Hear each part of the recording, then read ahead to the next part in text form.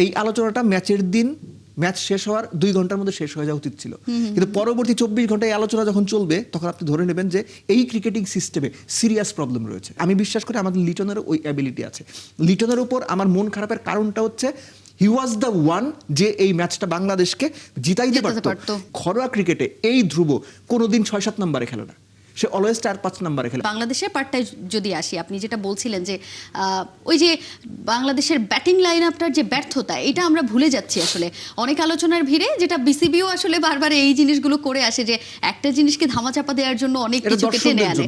হ্যাঁ, সো এখানেও আসলে যে আপনি যেটা শুরুতেই বলেছেন যে ব্যাটিং ব্যর্থতাটা আমরা একেবারেই ধামাচাপা পড়ে যাচ্ছি এখানে। ইনফ্যাক্ট আমি আপনি কি ব্যাটিং ব্যর্থতা নিয়ে আলোচনা করছি? না, একদমই না। আমি আপনি আমাদের টপিকই সিলেক্ট করেছি, পুরো ম্যাচের সবচেয়ে সিলি বিষয়টা নিয়ে আমরা আলোচনা করছি। এই আলোচনাটা ম্যাচের দিন ম্যাচ শেষ হওয়ার 2 ঘন্টার মধ্যে শেষ হয়ে যাওয়া উচিত ছিল, কিন্তু পরবর্তী 24 ঘন্টায় এই আলোচনা যখন চলবে তখন আপনি ধরে নেবেন যে এই ক্রিকেটিং সিস্টেমে সিরিয়াস প্রবলেম রয়েছে।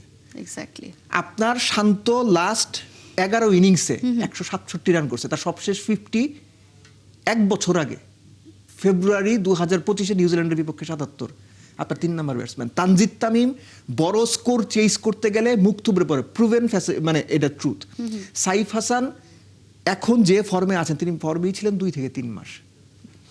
আপনার লিটন দাস, আমি জাস্ট ছোট করে উদাহরণ দেই, যে পর্যন্ত উইকেটে ছিলেন মনে হচ্ছিল বাংলাদেশ 32 ওভারে 243 হয়তো করে ফেলতে পারবে। লিটন কি করলেন? ছক্কা মারার পরে সুইপ খেলতে গেলেন। সুইপ খেলাটা দোষের আমি সেটা বলছি না, একটা বেসিক ক্রিকেট হচ্ছে লেফট আর্ম অর্থোডক্স যখন অ্যারাউন্ড দ্য উইকেট গিয়ে রাইট হ্যান্ড ব্যাটসম্যানকে আপনার স্ট্যাম্প অ্যাটাক করে বল করবে, আপনি ইন লাইনে লাইন কাভার করে সুইপ খেলতে গেছেন, খুব ভালো।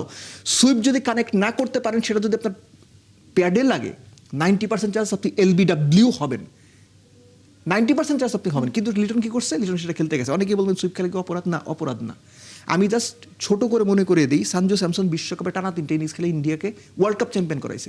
আপনি ওই ম্যাচগুলোর হাইলাইটস বের করে দেখেন, সঞ্জু স্যামসন ওই 3টা ইনিংস খেলতে গিয়ে কয়টা সুইপ খেলছে, কয়টা স্কুপ খেলছে, কয়টা রিভার্স সুইপ খেলছে, কয়টা সুইচ হিট খেলছে? একটাও না।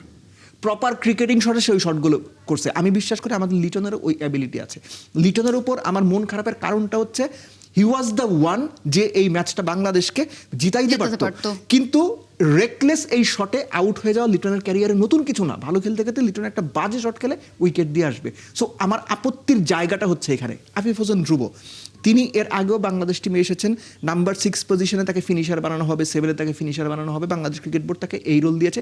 অথচ ঘরোয়া ক্রিকেটে এই ধ্রুব কোনোদিন 6-7 নম্বরে খেলে না, সে অলওয়েজ 4-5 নম্বরে খেলে। অর্থাৎ আপনি সারা জীবন প্রেজেন্টেশন করে আসছেন, কালকে সকালে ডাইকা দিয়ে আপনি বললাম যান আপনি প্রোডাকশনে বসে কাজ করেন।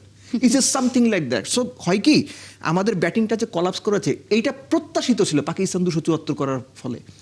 বাংলাদেশ সবশেষ আফগানিস্তান, ওয়েস্ট ইন্ডিজ, আফগানিস্তান, শ্রীলঙ্কা 3টা যে ওয়ানডে খেলছে, 3টা ওয়ানডের আগে ব্যাটিং পরের ব্যাটিং, কোনোটার একটাতে মাত্র 250 রান করতে পারছে। বাংলাদেশ সবশেষ যে 9টা ওয়ানডে খেলছে, এই 9টা ওয়ানডে 2 বার মাত্র 50 ওভার ব্যাট করতে পারছে। আপনি কেমনে এক্সপেক্ট করলেন বাংলাদেশ 274 চেজ করে জিতবে?